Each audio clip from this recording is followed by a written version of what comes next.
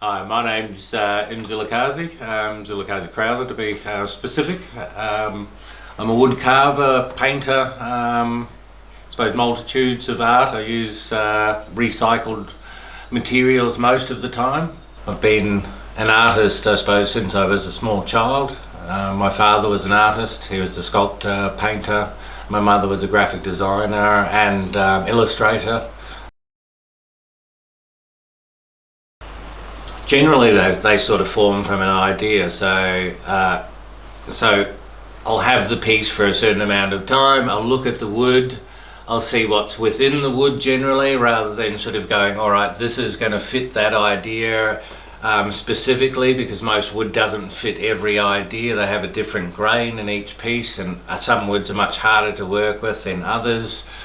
Then you have to imagine the size difference, so drop it down and just basically start hacking away is the way with most things. If you don't start, you basically, with the first stroke of painting, you just have to throw something at it. If you have an empty canvas and you start, it's particularly hard sometimes to be able to think of it. So having something that already has a feature or a shape in it, I find it a little bit easier to work with than sometimes a blank canvas. These two both are in a category of, I suppose, goddesses of some kind. Originally sort of formed probably Greek, as well as the Maoris also have references to river and sea goddesses. Sort of like mermaids, they were generally sort of formed from. So I haven't sort of Igraine as well. That was another one. When I watched Camelot and those early sort of movies, they also influenced those sort of sides of it.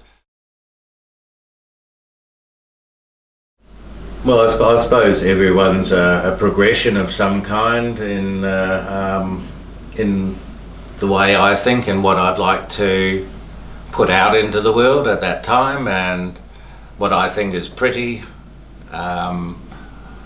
What I've been reading, I think a lot of that comes into what's created at the time. This one, it's a lot of times, sometimes materials as well, like things rock up and like rather than the idea comes to you at once, other parts have to rock up for that idea. You can't just go, all right, bang, that's a perfect thing to use for that, and try push a creation on it, because when you sort of push an idea, that's when you generally stuff it up, or something small will go wrong. But if you let an idea work itself out, generally it works better. It'll actually come out more cleanly without any sort of any stuff ups. I use axes and things. I try to use hand tools most of the time, because machine work is just the humming of that high-pitched noise all day is just too much for your senses, as well as the amount of dust that it kicks off when you're carving. That's an annoying part of it, and most of these woods will have a particulate like asbestos that can be quite significantly bad for you. So chopping it and using things that don't create too much dust are a better way. This one is highly sanded and with a high gloss on it, so that one takes a lot more work to get it down to that, especially the type of wood that she is too. What type of wood is she? She's Jarrah, so that's also a fairly hard wood to get a hold of these days. It's not something that's given out lightly, and it costs you quite a lot, but the grain's amazing in it, and that's one of the things. And the high gloss finish on it is just through sanding, so it's just really a labour when you have to go down to that sort of process. So these sort of the texture on that side I quite like. That was a later progression and later sort of ideas of mine, really. Each time I've sort of work on a piece, I discover some part of it that I'm getting better at. I've got also shapers for sides and everything like that, so it's essentially a massive blade that you slide towards yourself, which just takes off small sections at a time, so you can work on the shapes. And then small chisels generally is the way after that, and slow, take your time, be methodical is about the only way. And Don't go too fast, because if you go too fast, you've lost an arm or possibly a head or anything at that point. So yeah, don't rush, I suppose, is the key. I suppose it all comes from my background. You know, I was born in Australia, but then moved to Africa, and then after that moved to New Zealand. So there's always sort of been a little bit of a tribal sort of background within the cultures that I've lived within. And I think every carving and every piece that I've sort of been around over the time, because of my father's art and my mother's art love, and her partners as well, their art love, has always, I've been surrounded by, you know, beautiful paintings and beautiful artworks and beautiful people, beautiful artists. So that sort of, each person has contributed a part to my life.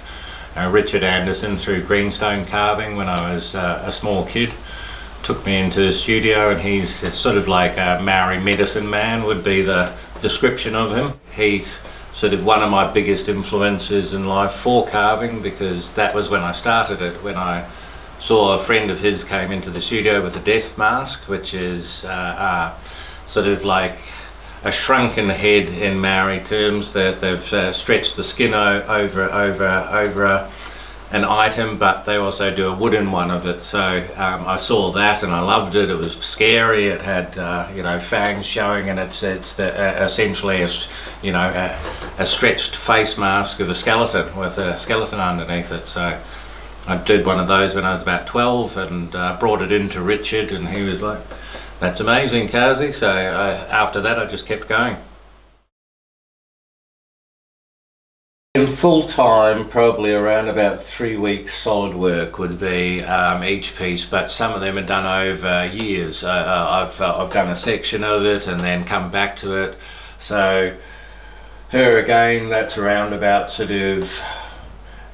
4 weeks. I'd say they generally take around about 4 weeks, but that would be solid back-breaking work in those 4 weeks, and I generally do 10-hour days when I'm sort of stuck into it. I normally have a little bit of a mental break until I actually get to a certain point in the carving. I won't leave it alone, and then I think I get a little bit sort of stressed with it at certain points because it's not turning out exactly as I want, you know. All of those sort of parts come into it, and then finally you get to the end and break through the light, and you see that you've finished a piece, and you know, that's the achievement, rather than sort of all of the other parts before it can sort of lay aside and your achievement is finally there, you know. But the tears and the blood before that were, you know, necessary to create it. So that sometimes it's born out of sometimes a little bit of harshness, but also a little bit of pleasure.